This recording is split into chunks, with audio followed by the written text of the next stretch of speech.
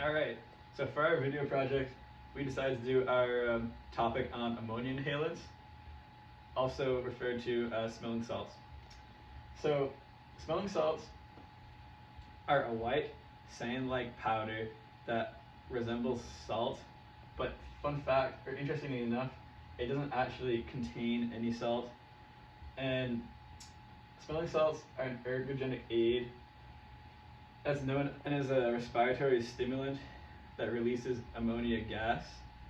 And when sniffed, it irritates the membranes of the nose and the lungs, which triggers an inhalation reflex. Alright, so how do smelling salts work? So the inhalation reflex causes a sudden increase in a person's blood pressure, heart rate, and oxygen consumption, thus helping brain activity and activating the sympathetic nervous system. And moreover, this triggers the amygdala, which is a part of your brain responsible for the fight or flight response. And furthermore, the fight or flight response causes an increase in both epinephrine, which is commonly referred to as adrenaline, and cortisol, which is the body's main stress hormone. These hormones are critical and spike when your brain senses danger and is preparing to fight for survival.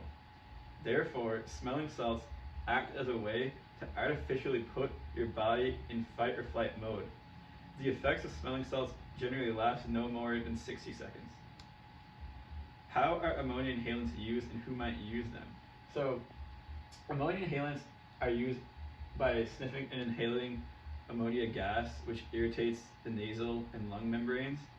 And really, any athlete can use smelling salts. However, they're primarily used in contact sports such as hockey, rugby, and football. And they're also used in high explosive, short duration sports like powerlifting and Olympic weightlifting.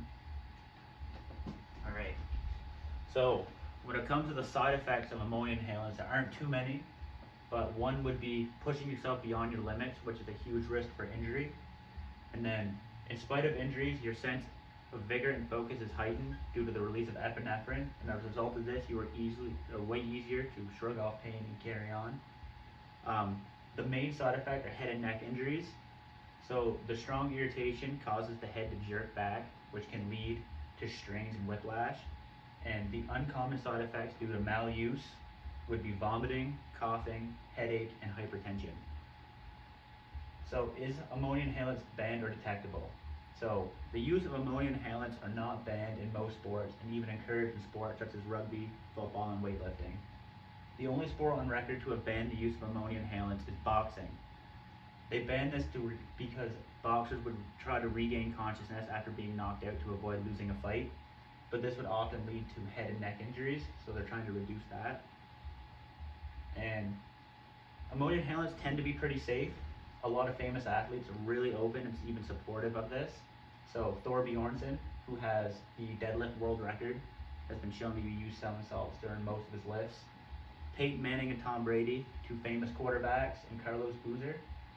So smelling salts are considered to be safe, and there are no reported deaths if you use it correctly.